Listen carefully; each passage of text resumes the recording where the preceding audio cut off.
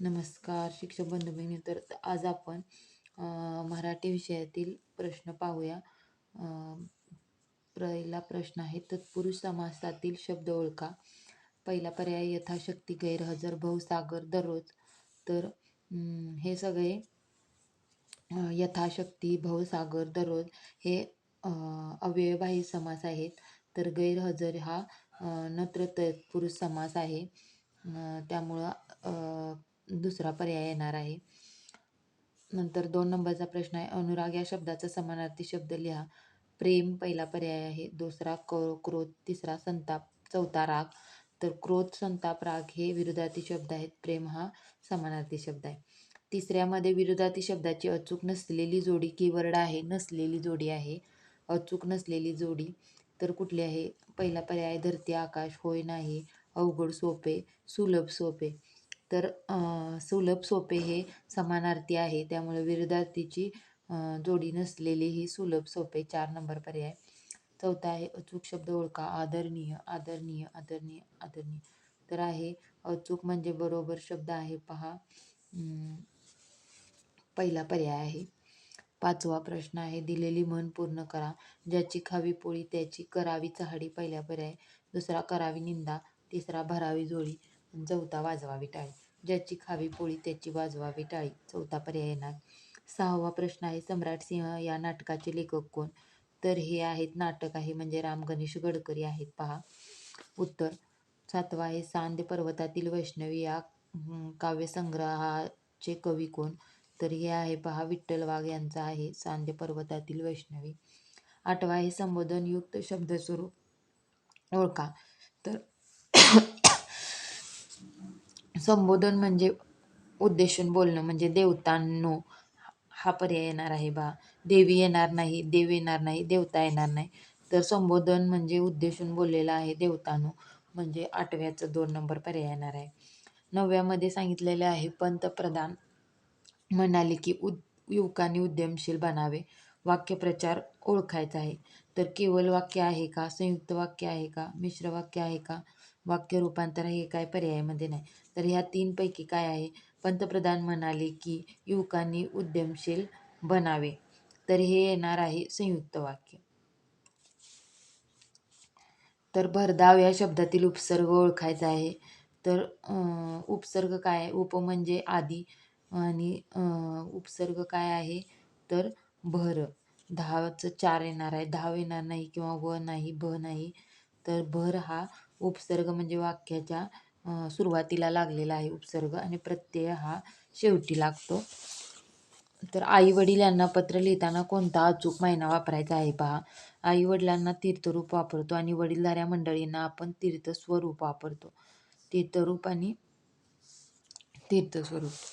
12व्याचं बघा, मराठी वर्णमालेतील अ आणि आ, आहा यांना काय म्हणतात? तर हे स्वरादी आहेत पहा. आहा हे स्वरादी आहेत. बाराखडी व्यंजन शब्द हे नाही येणार, स्वरादी. भास्कर या शब्दातील योग्य व अचूक लघु गुरुक्रम ओळखा. तर भास्करचं पहा, भास्कर. तर गुरु येणार आहे आणि परत स्क आणि र हे लघु आहेत, त्यामुळे 1 नंबर पर्याय येणार आहे. तर आता उतारा दिलेला आहे. उतारावरले आपल्याला प्रश्न काय करायचे आहेत? वाचून सोडवायचे आहेत. तर आपण काय करू शकतो? पहिल्यांदा आपण जर काय केलं, दत्ताला आणि गुरु भेटण्याचे कारण कोणते? तर आपण काय करू शकतो? शिकण्याची आवड, आनंदी वृत्ती, प्रवचनाची आवड, संगीताची आवड.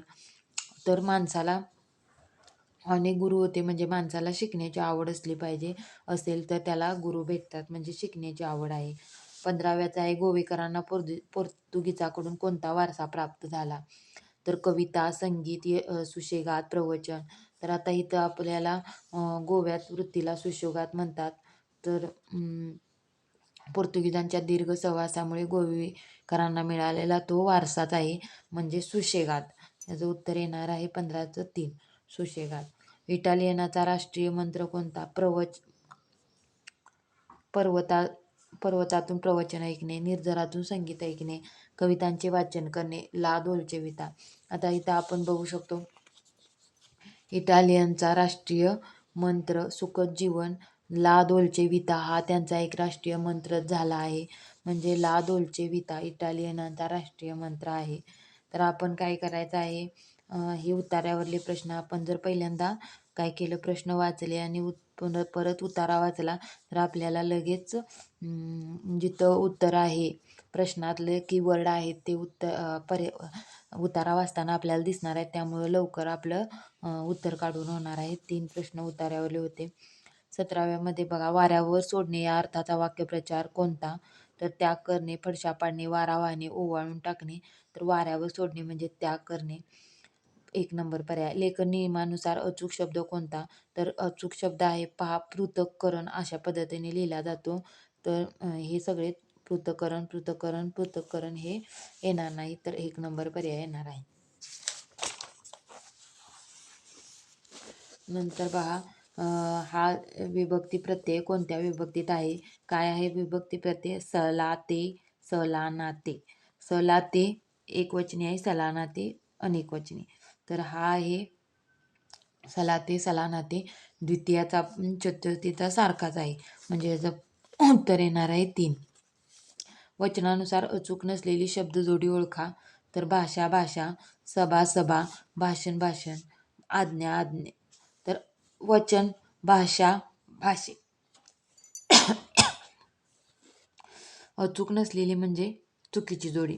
सभा, सभा, भाषण, भाषणे येणार आहे. आणि आज्ञा, आज्ञा असं काही नाही. तर अचूक नसलेली जोडी आहे वचनानुसार भाषण, भाषणे येणार आहे. 3 नंबर पर्याय येणार आहे आपला.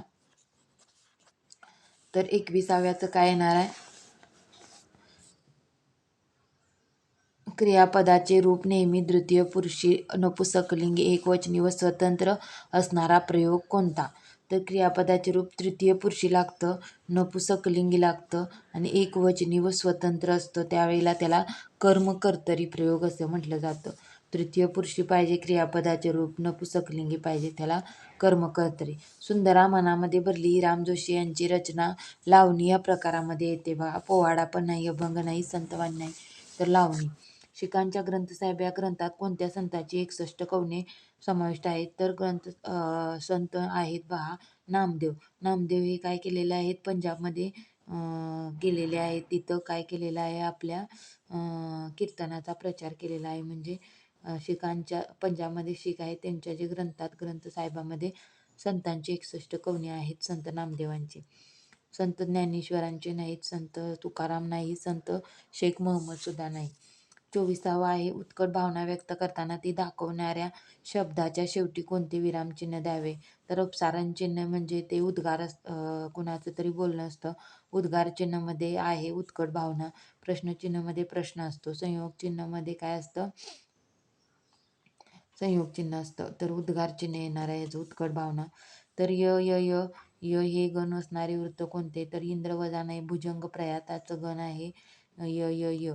वसंत तिलका पण नाही, मालिनी नाही. उपमेयाला उपमेयाचीच उपमा दिली जाते तेव्हा कोणता अलंकार होतो? तर उपमेयाला उपमेयाचीच उपमा दिली जाते तेव्हा कुठला अलंकार होतो? अनन्वय हा अलंकार होतो. विस्मय हा कोणत्या रसाचा स्थायी भाव आहे? तर अद्भुत रसाचा विस्मय हा स्थायी भाव आहे. माती या नामाचे अचूक विशेषण कोणते? तर माती ही कसदार असते, पडीक नाही, बहरदार नाही, मजेदार नाही. मधु लाडू खात असे या वाक्यातील काळ ओळखा. तर हा आहे रीती. मधु लाडू खात असते असे म्हणजे भूतकाळ आहे, रीती भूतकाळ आहे. पररूप संधीचे उदाहरण ओळखा. तर पररूप आणि संधीचे आपलं उदाहरण आहे पूर्वरूप. 2 संधीचे प्रकार आहेत. तर पररूपमध्ये येणार आहे नाहीसा, नाहीसा. नुमजे नदीत, खिडकीत, नाहीसा. तर पर्याय क्रमांक आहे आपलं पररूप संधीचं नाहीसा. थँक्यू.